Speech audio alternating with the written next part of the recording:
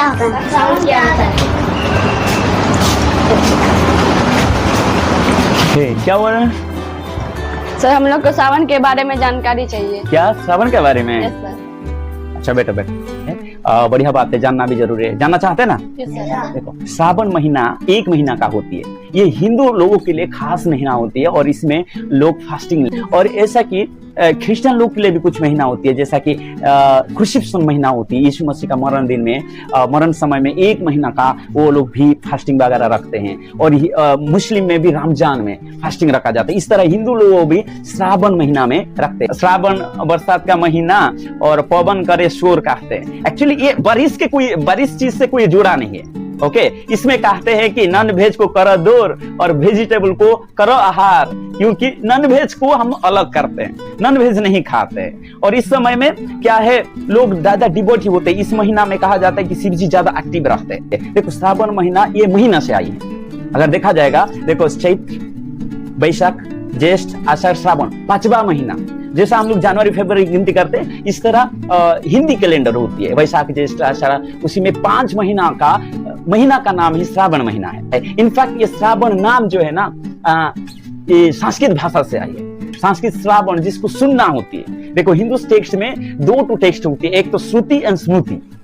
श्रुति मतलब सुन के जो कहानी हम सुनते थे पहले, पूर्वज जो लोग सुना रहते हैं ना, इस तरह पूर्वज जो सुन के हम लोग होते थे, वही श्रुति कहा जाता है। और श्रुति जो स्मरण करने वाला, तो श्रुति से यानी कि सुनने से ये श्रावण आई है। ये श्रवण से आई है। ओके सर सावन क्या है, इसके पीछे क्या है?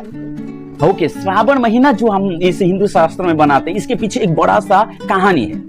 इसका कहानी चला जाता है कहाँ में, समुद्र मंथन पर चला जाता है। और इसके बारे में अगर जानना है तो देखो, ध्रुवदास बोल के एक ऋषि हुआ कर रहे थे। ठीक है, ध्रुवदास ऋषि हुआ कर रहे थे, तो इन्होंने क्या किया, एक बार स्वर्ग देख के जा रहे थे, उधर इंद्र को देखे जो ऐरावत से बैठे के उन्होंने जा रहे थे, तो उनको एक प्रकार का अलौकिक माला दिए।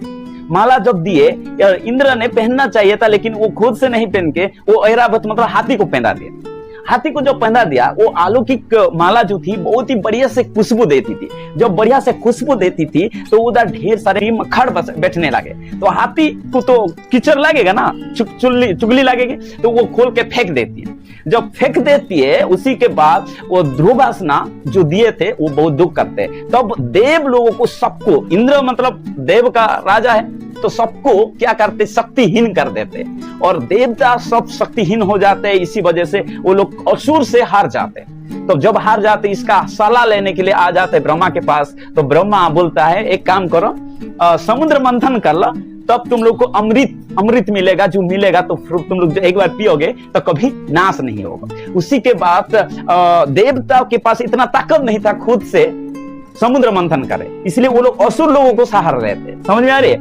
असुर लोग का सहारा लेकर जब मंथन की जाती है, तो उधर ढेर सारे सामान निकलता है। मंथन मतलब यू नो दैट, कैसा डाली को घुमाते ना, इस तरह समुद्र को मंथन किया जाता है। उधर बड़ा सा पत्थर लेकर उधर सांप को बांधकर दूसरे साइड में, पूंछ के साइड में असुर लोग पकड़ते, और सांप का मुंडी का साइड में कौन पकड़ता है, देवता पकड़ते हैं। और उसके बाद समुद्र मंथन जब होती है, उधर 14 प्रकार का सामान निकलते हैं। उस समय में एक है अल्हाल एक 20 वाला सामान निकलता है। वो जब निकालती है ना, तो फिर दुनिया नष्ट होने लगता है। तो उसी समस्या से बचाने के लिए कोई भी नहीं था उस समय से, शिव आ जाते हैं और वो हलाल को, वो विष को पी लेते।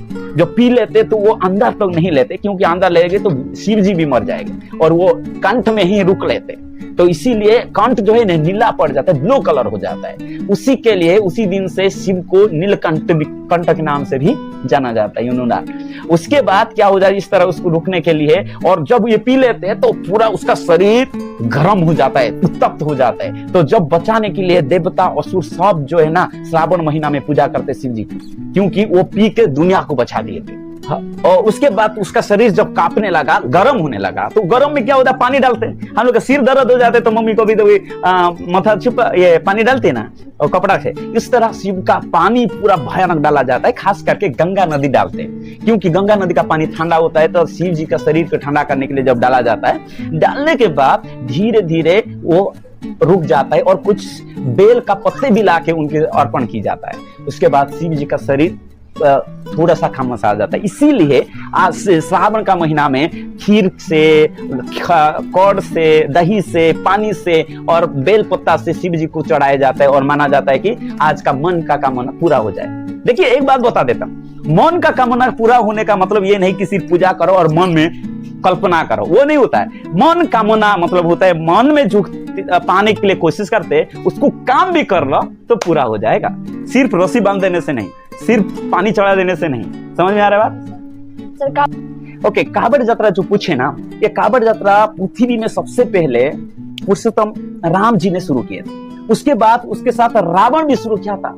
रावण असुर भी, इधर असुर भी शिव जी को पूजा करते क्योंकि जो हलाल जो बीज था वो सबको नष्ट करने वाला था। अभी से मान लीजिए रिएक्शन हो रहा था, वो स्मेल से भी लोग मरते थे। अभी जैसा न्यूक्लियर स्मेल, अभी एटम बम अगर ब्लास्ट हो जाएगा उसका स्मेल से लोग मर जाते हैं, इस तरह उस हलाल बीज जो है ना पावरफुल थी, सब मर जाते थे।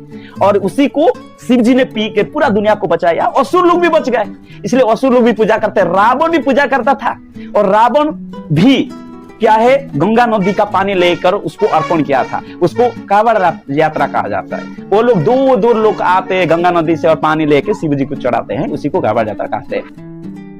फिलहाल आई थिंक सो कल रात भर भी लोग जाते थे और लाके शिव जी को चढ़ा जाता है, उसको कावड़ यात्रा कहा जाता है। और जो भी पूजा करेगा जल्दी मनोकामना पूरा हो जाए। लेकिन एक चीज को याद रखना है कि हमारा मन कामना पूरा करने के लिए सिर्फ पूजा नहीं, मेहनत करना पड़ेगा, पढ़ाई करना है, तभी अच्छा मार्क मिलेगा। सिर्फ भूख चढ़ाने के लिए, पानी चढ़ाने से नहीं होनी चाहिए। और दूसरा, जो कावड़ यात्रा जाते तो संभाल करके जाना। आपका सिर्फ गंगा नदी का पानी नहीं, बगल वाला पानी से भी आप चढ़ा सकते हैं, उतना ही ताकत रखती है।